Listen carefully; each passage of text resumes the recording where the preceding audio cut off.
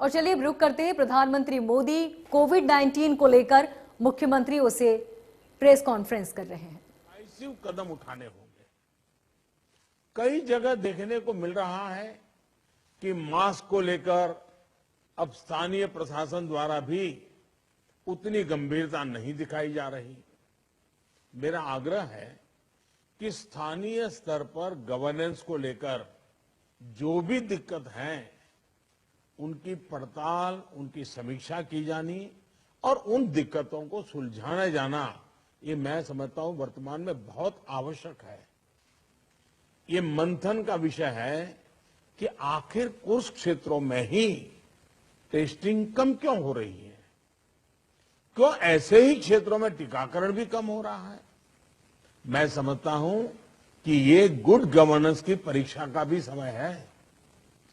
Corona की लड़ाई में हम आज जहां तक पहुंचे हैं उसमें और उससे जो आत्मविश्वास आया है, ये आत्मविश्वास, हमारा कॉन्फिडेंस ओवर कॉन्फिडेंस भी नहीं हो जाना चाहिए। हमारी ये सफलता लापरवाही में भी नहीं बदलनी चाहिए। हमें जनता को पैनिक मोड में भी नहीं लाना है। एक भय का साम्राज्य फैल जाए, ये भी स्थिति नहीं लानी है। और कुछ सावधानियां बरत करके, कुछ इनिशिएटिव लेकर के हमें जनता को परेशानी से मुक्ति भी दिलानी है। अपने प्रयासों में हमें अपने पुराने अनुभवों को शामिल करके रणनीति बनानी होगी। हर राज्य के अपने अपने प्रयोग हैं, अच्छे प्रयोग हैं, अच्छे इनिशिएटिव हैं। कई राज्य दूसरे राज्यों से नए नए प्रयोग सीख भी रहे हैं। लेकिन अब एक साल में हमारी गवर्नमेंट मशीनरी को नीचे तक ऐसी स्थितियों में कैसे काम करना, करीब करीब ट्रेनिंग हो चुकी है। अब हमें प्रोएक्टिव होना जरूरी है। हमें जहां जरूरी हो, और ये मैं आग्रहपूर्वक कहता हूं, माइक्रो कंटेनमेंट जोन बनाने का विकल्प भी किसी भी हालत में ढिलास नहीं लानी चाहिए। इस पर बड़े आग्रह से काम करना चाहिए। जिलों में काम कर रही पैंडेमिक जो रिस्पांस टीम्स को कंटेनमेंट और सर्वेलेंस एसओपीस, इसकी रीओरिएंटेशन की आवश्यकता हो, वो भी किया जाना चाहिए। फिर से एक बार 4 घंटे 6 घंटे के लिए बैठ करके चर्चा हो, हर लेवल पे चर्चा हो, सेंसिटाइज भी करेंगे, पुरानी चीजें याद भी करा देंगे और गति भी ला सकते हैं। और इसके साथ ही टेस्ट, ट्रैक और ट्रीट, इसको लेकर भी हमें उतनी ही गंभीरता की जरूरत है जैसे कि हम पिछले 1 साल से करते आ रहे हैं। हर संक्रमित व्यक्ति के कॉन्टैक्ट को कम से कम समय में ट्रैक करना और आरटी-पीसीआर टेस्ट रेट 70% से ऊपर रखना बहुत अहम है। हम ये भी देख रहे हैं कि कई राज्यों में रैपिड एंटीजन टेस्टिंग पर ही ज्यादा बल दिया जा रहा है और उसी भरोसे गाड़ी चल रही है। जैसे केरल है, उड़ीसा है, छत्तीसगढ़ है, यूपी है। मुझे लगता है कि इसमें बहुत तेजी से बदल की जरूरत है। इन सभी राज्यों में, मैं तो चाहता हूं देश के सभी राज्यों में हमें आरटी-पीसीआर टेस्ट और बढ़ाने पर जोर देना होगा। एक बात जो बहुत ध्यान देने वाली है वो ये कि इस बार हमारे टियर 2 और टियर 3 शहर जो शुरू में प्रभावित नहीं हुए थे, उनके आसपास के क्षेत्र प्रभावित ज्यादा हो रहे हैं। देखिए, इस लड़ाई में हम सफलतापूर्वक बच पाए हैं, उसका एक कारण था कि हम गांवों को इससे मुक्त रख पाए थे।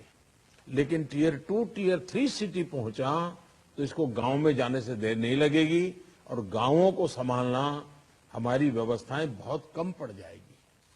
और इसलिए हमें छोटे शहरों में टेस्टिंग को बढ़ाना होगा। हमें छोटे शहरों में रेफरल सिस्टम और एम्बुलेंस नेटवर्क के ऊपर विशेष ध्यान देना होगा। प्रेजेंटेशन में ये भी बात हमारे सामने रखी गई कि अभी वायरस का स्प्रेड डिस्प्रेस्ड मैनर में हो रहा है। इसकी बहुत बड़ी वजह यह भी है कि अब पूरा देश ट्रैवल के लिए खुल चुका है। विदेशों से आने वाले लोगों की संख्या भी बढ़ी है। इसलिए आज हर एक केस के ट्रैवल की, उसके कॉन्टैक्ट के ट्रैवल की सूचना सभी राज्यों को आपस में भी साझा करना जरूरी है। आपस में जानकारी साझा करने के लिए किसी नए मैकेनिज्म की जरूरत लगती है तो उस पर भी विचार होना चाहिए। इसी तरह विदेश से आने वाले यात्रियों और उनके कॉन्टैक्ट्स के सर्वेलेंस के लिए एसओपी के पालन की जिम्मेदारी भी हमारी अब बढ़ गई है। अभी हमारे सामने कोरोना वायरस के न्यूटन्स को भी पहचाने और उनके प्रभावों का आकलन का भी एक प्रश्न है। आपके राज्यों में आपको वायरस के वेरिएंट का पता चलता रहे, इसके लिए भी जीनोम सैंपल भी टेस्टिंग के लिए भेजा जाना उतना ही अहम है। साथियों, वैक्सीन अभियान को लेकर कई साथियों ने अपनी बात रखी। निश्चित तौर पर इस लड़ाई में वैक्सीन अब एक साल के बाद हमारे हाथ में एक हथियार आया है। ये प्रभावी हथियार है। देश में वैक्सीनेशन की गति लगातार बढ़ रही है। हम एक दिन में 30 लाख लोगों को वैक्सीन करने के आंकड़े को भी एक बार तो पार कर चुके हैं। लेकिन इसके साथ ही हमें वैक्सीन डोसेज वेस्ट होने की समस्या को बहुत गंभीरता से लेना चाहिए। तेलंगाना और आंध्र प्रदेश में 10% से ज्यादा वैक्सीन वेस्टेज है। यूपी में भी वैक्सीन वेस्टेज करीब करीब वैसा ही है।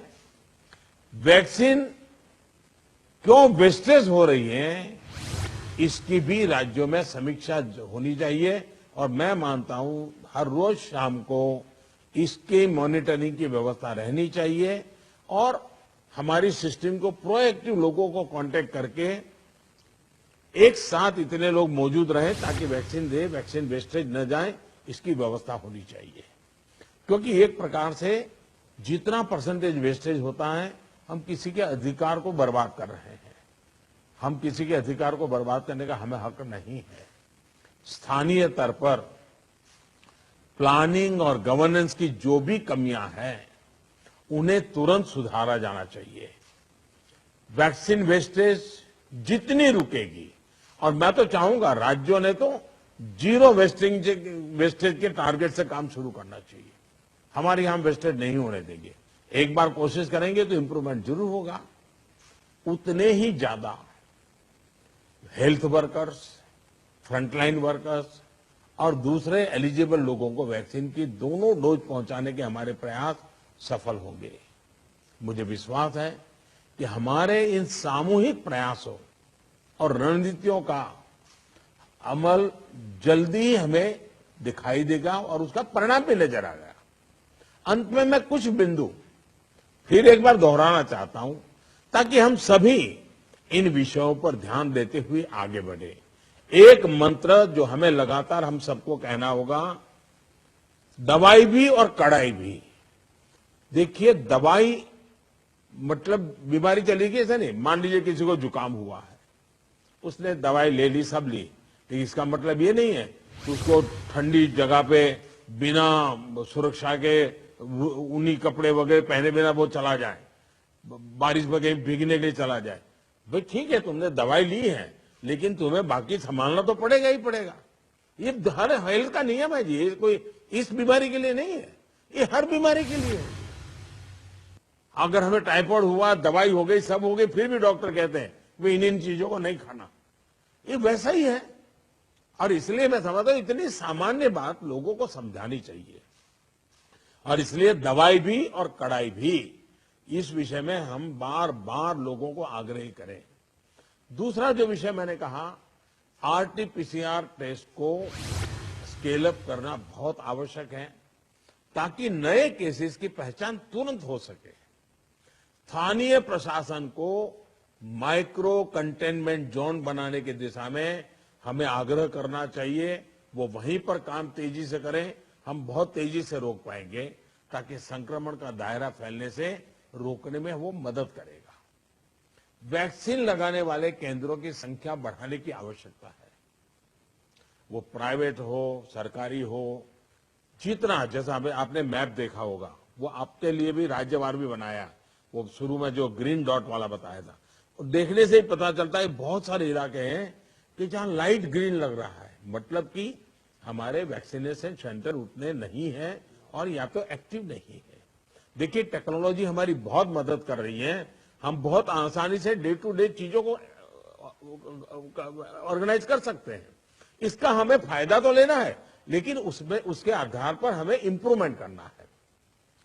हमारे जितने सेंटर्स प्रोएक्टिव होंगे, मिशन मोड में काम करेंगे, वेस्टेज भी कम होगा, संख्या भी बढ़ेगी और एक विश्वास तुरंत बढ़ेगा।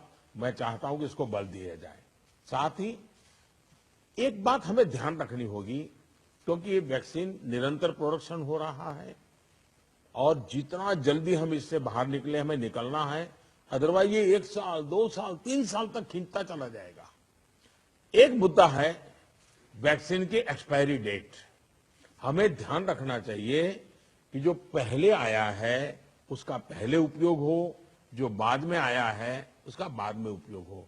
अगर जो बाद में आया हुआ हम पहले उपयोग कर लेंगे तो फिर एक्सपायरी डेट और वेस्टेज की स्थिति बन जाएगी। और इसलिए मुझे लगता है कि अवॉइडेबल वेस्टेज से तो हमें बचना ही चाहिए। हमें पता होना चाहिए कि ये लॉट हमारे पास जो है, इसकी एक्सपायरी डेट ये है, हम सबसे पहले इसका उपयोग कर लेंगे। ये बहुत जरूरी है। और इन सभी बातों के साथ इस संक्रमण के फैलाव को रोकने के लिए जो मूलभूत कदम है, जैसा मैं कहता हूं, दवाई भी और कोरोना को लेकर मुख्यमंत्रियों से पीएम मोदी ने की चर्चा। जनता को पैनिक नहीं करना है, ये पीएम मोदी ने कहा। पीएम मोदी ने कहा कि कोरोना को लेकर प्लानिंग की बहुत ज्यादा जरूरत है। इसके साथ ही आरटीपीसीआर टेस्ट 70% रखना बहुत जरूरी है। जीनोम टेस्ट करना भी बहुत अहम है, यह कहना है प्रधानमंत्री मोदी का। वीडियो कॉन्फ्रेंसिंग के जरिए उन्होंने मुख्यमंत्रियों से चर्चा की और कोरोना को लेकर मुख्यमंत्रियों से बातचीत की।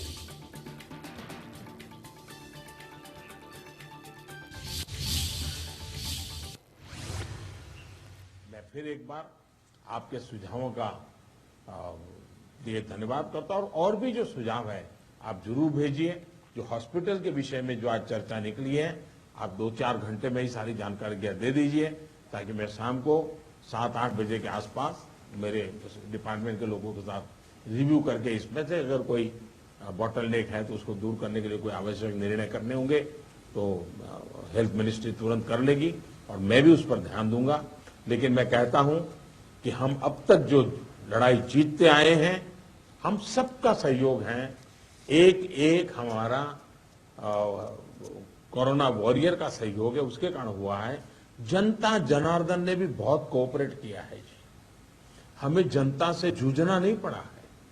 हम जो भी बात लेते गए, जनता ने विश्वास किया है, जनता ने साथ दिया है और भारत विजयी हो रहा है 130 करोड़ देशवासियों की जागरूकता के कारण, 130 करोड़ देशवासियों के सहयोग के कारण, 130 करोड़ देशवासियों के कोऑपरेशन के कारण। हमें जितना जनता जनार्दन को इस विषय पर फिर से जोड़ पाए, फिर से विषय को बताएंगे, मुझे पक्का विश्वास है कि जो अभी बदलाव नजर आ रहा है, हम उस बदलाव को फिर से एक बार रोक पाएंगे, फिर से हम नीचे की तरफ ले जाएंगे, ऐसा मेरा पक्का विश्वास है। आप सबने बहुत मेहनत की है, आपके पास इसके एक्सपर्टाइज टीम बन चुकी है। थोड़ा आप डेली 1 बार 2 बार पूछना शुरू कर दीजिए, सप्ताह में 1-2 बार मीटिंग लेना शुरू कर दीजिए, चीजें अपने आप गति पकड़ जाएगी। मैं फिर एक बार बहुत शॉर्ट नोटिस में आप सबको आज की मीटिंग मैंने ऑर्गेनाइज की, लेकिन फिर भी आपने समय निकाला और बहुत विस्तार से अपनी सारी जानकारियां दी। मैं आपका बहुत बहुत आभार व्यक्त करता हूं। धन्यवाद जी।